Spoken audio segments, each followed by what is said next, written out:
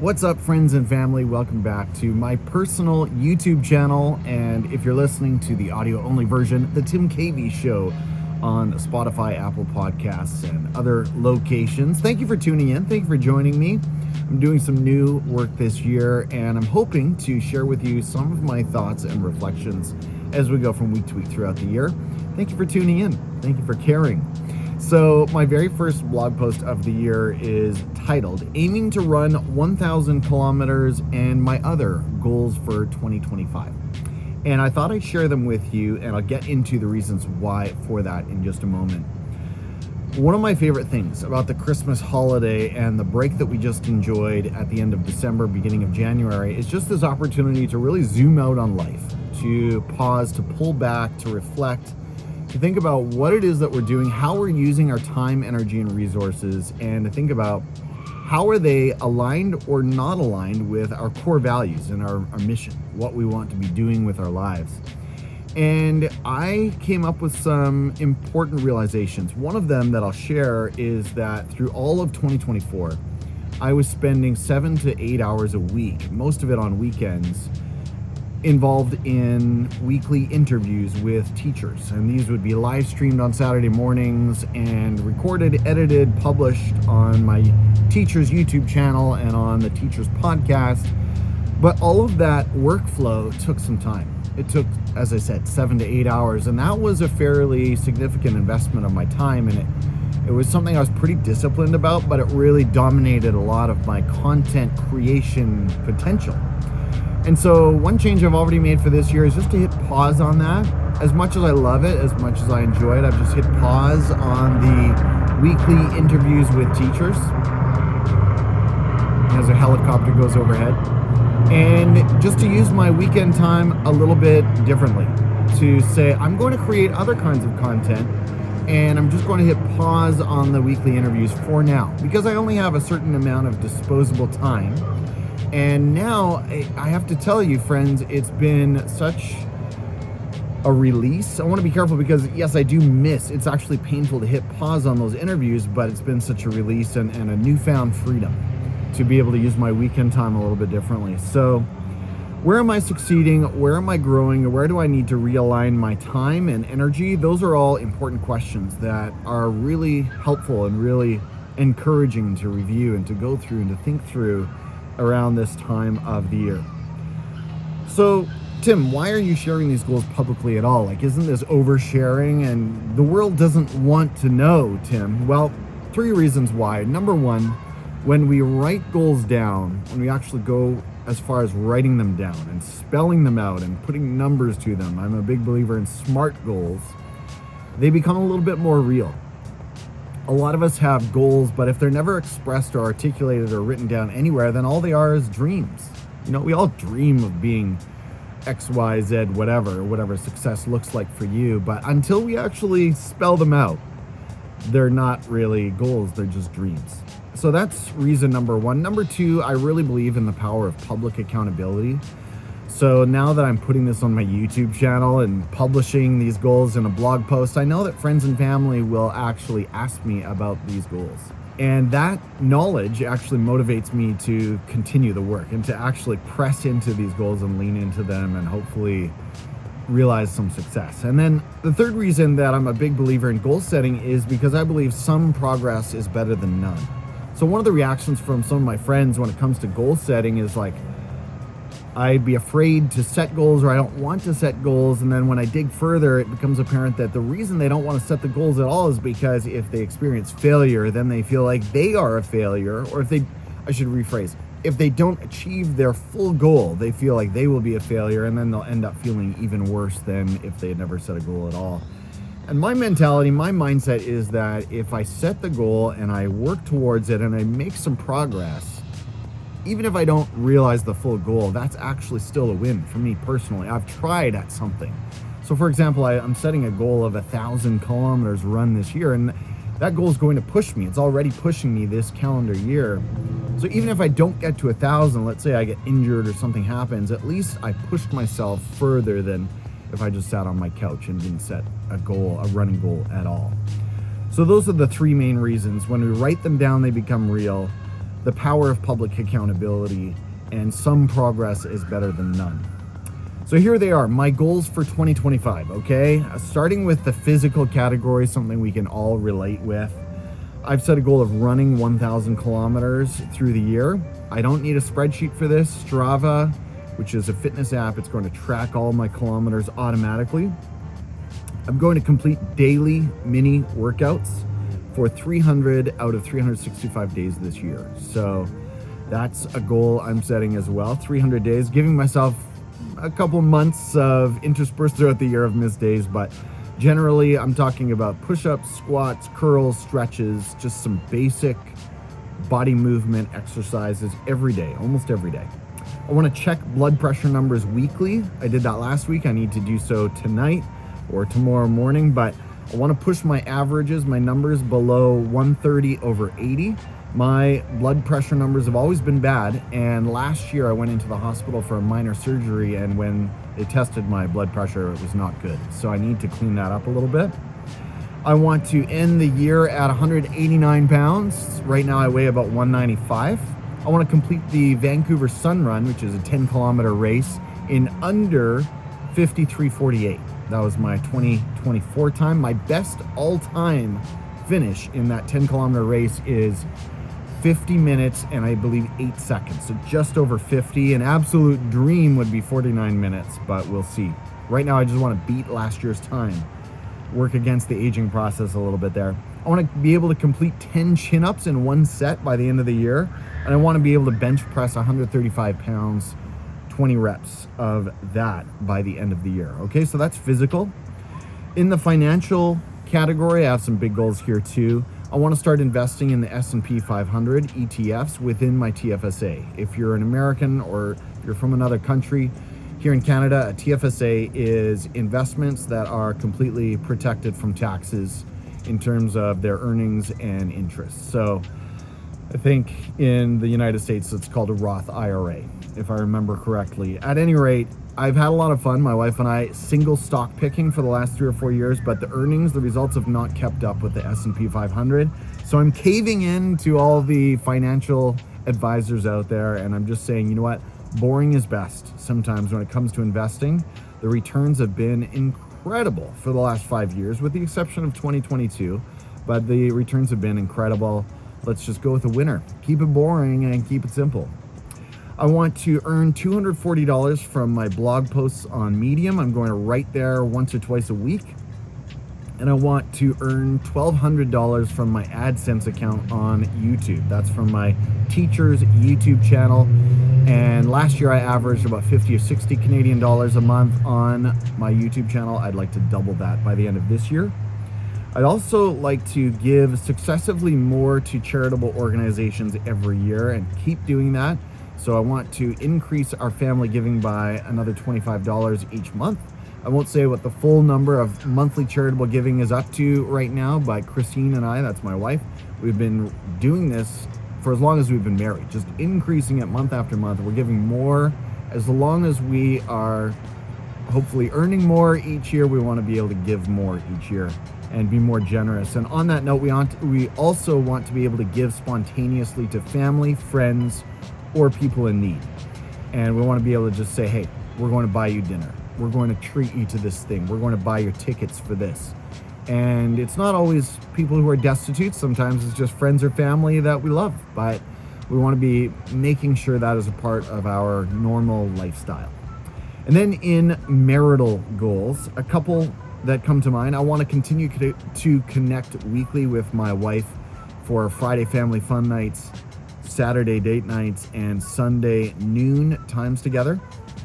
That's a really important value for her, probably slightly more so than for me, but I really do enjoy the time too. So it's a win-win. And frankly, I'm just grateful that she's not sick of me after 10 plus years.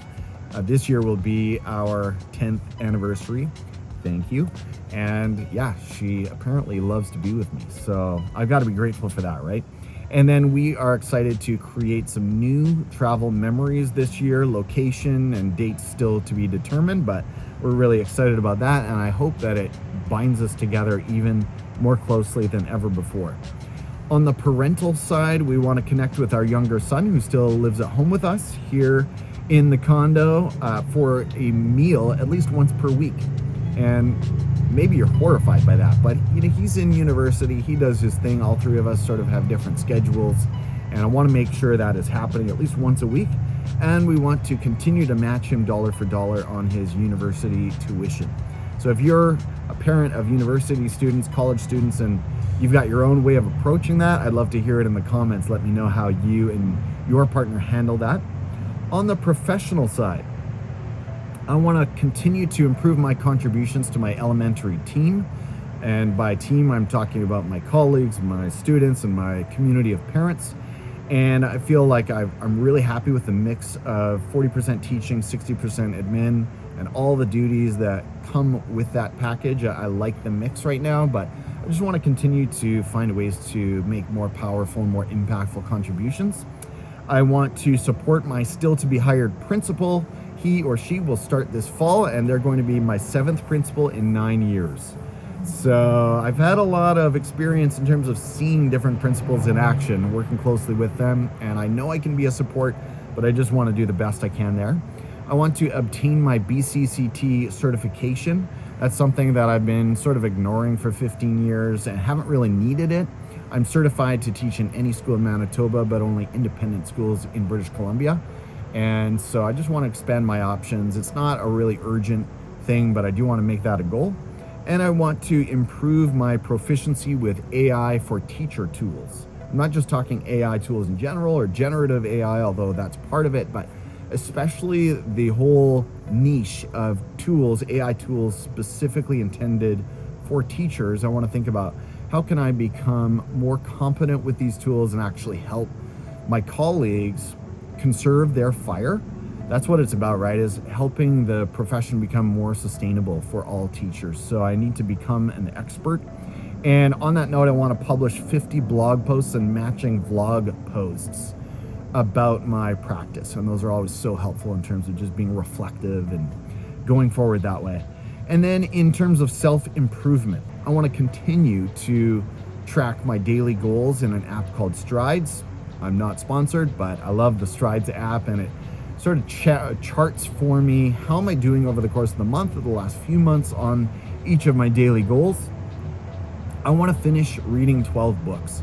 I've had this goal for the last decade, and I've never hit it. I've always come close, and one year in particular, I had 11 books finished. My problem is I do read almost every night, but I hop around a lot. A new Kindle Daily Deal will pop up in my email. I'll buy a new book. And as a result, I've got many, literally hundreds of books finished, anywhere from 30 to 50%. So this year I really want to finish 12 books. That's a goal. I want to publish 26 personal blog posts and matching vlog posts like this one. I want to complete 24 or more bedtime journal entries. Those are pen and paper, which is not my inclination, but it's good for me to have my phone out of the bedroom and just settle in with that. And I also want to start the morning 24 or more times. That's just 2 times a month with written prayer and reflection journal entries. That's really important for me to just center myself, feel a lot of peace, and experience clarity about my life and my values and my faith. I want to complete 6 hikes and 6 paddleboard trips this summer. Now that will be difficult depending on the timing of our vacation. I mentioned that earlier, but hopefully I can get out into beautiful BC and experience some more wonders. I love that. That's something I literally look forward to all year through the rainy school year. And I'd like to publish more videos on my smaller channels. Now, bear with me. I know this is full-on geekdom here, but I want to publish 12 restaurant reviews on my reviews channel, 12 videos or more on my travel channel, 12 videos or more on my hiking and paddleboarding channel. I just mentioned that. The long-term goal, friends, here's the genius behind the crazy. By the time I retire from education, I want to have all these different channels that are fully monetized, ready to go, so that I can say, I just want to go out for a cup of coffee. I want to go for a hike in Lynn Canyon. Whatever I want to do, I can record some video content and actually monetize that content and actually have it create some passive income for me. Maybe not a lot, but something, so that I'm creating new streams of income during my retirement years. That's the idea. And then finally, and this is the last category, in the social relational category, I want to continue to meet weekly with 4 or 5 other couples from our church community. This is something we do on weeknights right now, 1 weeknight a week, my wife and I, and it functions as a great date night. So we just enjoy our time together, pulls us away from screens and into relationship, but it's also really encouraging. And we're meeting with other couples who are parenting and experiencing similar life challenges to us, and we just find it really encouraging to build those friendships and relationships. I want to continue to attend 10 or more monthly Zoom sessions with my dad and brothers. Last year was tough. My 3 brothers each have 4 children, and so there are many times when the night in question just does not work for them. And so it's hard to get all 5 of us together, but we did do it, and I want to continue to aim for that on a monthly basis. I want to complete a first ever hiking / camping trip on Vancouver Island with my brothers and some of their children. This will be, years ago, I would do it with one brother, and I would take my 2 stepsons and he would bring one of his children, and we'd do some camping. So we've done a bit of that, but we want to expand it, bring in more of the brothers. They live in other parts of the country, and I've got this destination called Landslide Lake that is really spectacular. If the weather cooperates with the timing of this trip and we can pull it all off, we're just going to create amazing memories for these little guys, this next generation of KVs. So I'm really excited about that. And I want to meet 6 or more times with 3 other cool dudes in my area, 3 other teachers. They are all dads and husbands and just men that I respect. So same thing applied there. It was difficult some months to make it happen. Sometimes it was my fault. I couldn't make it out, but I want to continue to aim for those regular meetings. Those are really valuable times for me, and I hope for them too. So there you have it, friends. Those are my goals, or at least some of my goals for 2025. I know it's a little heavy on the goals. I'm not sure. Okay, I see a number here, 32 goals that I just shared with you. They are as specific, measurable, and timelined as I can possibly make them. So that is really my objective here, is to make them realistic and numerical, whatever the case. I want them to be measurable so that I can come back at the end of the year and say, did I actually reach these goals or not? It's not enough just to say, oh, I'm going to be more fit by the end of the year. Well, how do we measure that, right? You need a way. This is my assessment brain talking here, but you need a way to be able to measure these goals to establish whether or not you've been successful. As I said at the outset, I'm already excited about some of the changes that I've put into place in my life towards some of these new goals. I hope you've established some goals as well, and you've got some objectives in your mind for what you'd like to achieve this year. If you are willing to share them, go ahead and share them in the comments. I'd love to get back to you and just share with you, see what your goals look like, how they differ. You might inspire me. I would love that. Either way, I'd love to just cheer you on. Thank you so much, friends and family. If you've watched this far, in some way, you must be a bit of a friend. You must be an ally to me, Tim Cavey, in some way, because otherwise, why would you care? Or maybe you're just really into New Year's resolutions and goal setting, in which case, welcome and thank you. Thank you for tuning in on the Tim Cavey YouTube channel or on the Tim Cavey Show podcast. However you are connecting with me, I wish you all the best, my friend. Again, I'd love to hear from you what your goals look like, but either way, go forward, be strong, be courageous in the face of fear and anxiety, and let's step forward into more growth, more success, more achievement in the coming year. I wish you all the best. Take care, and let's connect again in the next video. Bye-bye.